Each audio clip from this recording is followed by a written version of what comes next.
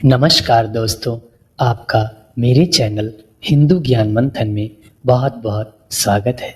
दोस्तों, भगवान गणेश को प्रथम पूज्य मंगलाकारी कहा जाता है क्योंकि किसी भी शुभ अवसर एवं मांगलिक कार्यक्रम में सबसे पहले श्री गणेश जी की पूजा अर्चना की जाती है। दोस्तों, भगवान गणेश का रूप अद्भुत है। उनका लंबोदर पेट, बड़े बड़े दो कान, एक दंत और बड़ा सा सिर। लेकिन क्या आपने कभी ध्यान दिया है कि श्री गणेश जी की प्रतिमा या तस्वीर में उनकी सूंड दाईं तथा बाईं दोनों ओर देखने को मिलती है। धार्मिक मान्यताओं के अनुसार मुड़ी हुई सूंड के कारण इन्हें वक्रतुंड कहा जाता है। गणेश जी की बाईं सूंड में चंद्रमा और दाईं ओर सूर्य का प्रभाव होता है। तो आइए जानते हैं, गणेश चतुर्थी, गणेश उत्सव या किसी भी तस्वीर अथवा प्रतिमा को स्थापित करते समय भगवान श्री गणेश जी की सूंड किस ओर होनी चाहिए। साथ ही जानते हैं दाईं अथवा बाईं किस ओर सूंड होने पर मिलता है शुभ फल। तो दोस्तों, अगर आप चैनल पर नए हैं तो प्लीज चैनल को सब्सक्राइब कर लीजिए। भगवान गणेश की ऐसी प्रतिमा लाएं जिसमें उनका सूंड का अग्रभाग बाईं ओर हो। इसे वाममुखी कहा जाता है।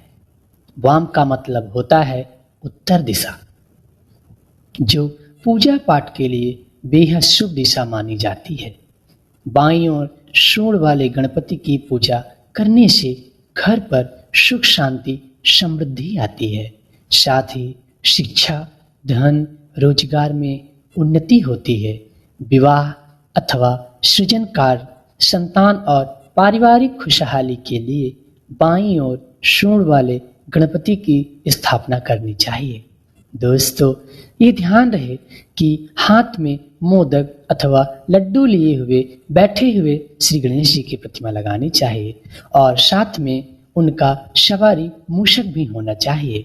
दोस्तों, बाईं ओर सूंड वाले गणपति की पूजा करने से घर पर पॉजिटिविटी आती है और वास्तु दोष सभी दूर होते हैं। इसलिए घर में स्थापित करने के लिए बाईं ओर सूंड वाले वाममुखी गणपति को स्थापित करना शुभ माना जाता है और बाईं ओर सूंड वाले गणपति शीघ्र प्रसन्न और संतुष्ट हो जाते हैं।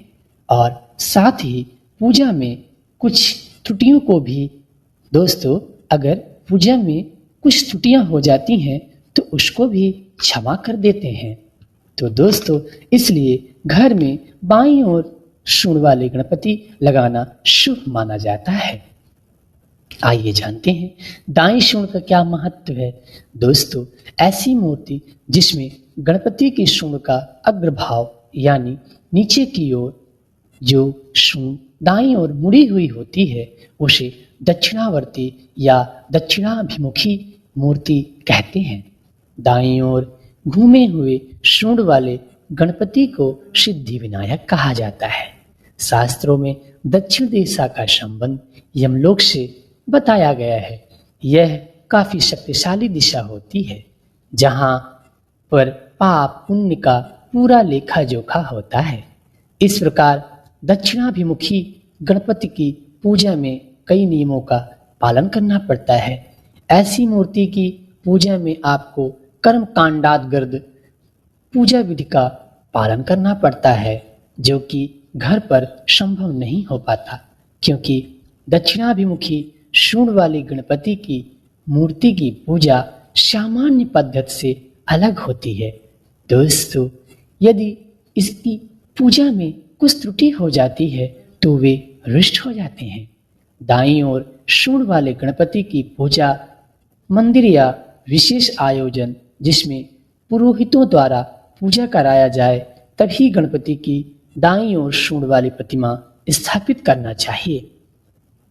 दाईं सूंड वाले गणपति के दर्शन मात्र से सारे कार्य सफल हो जाते हैं और शुभ फल की प्राप्ति होती है।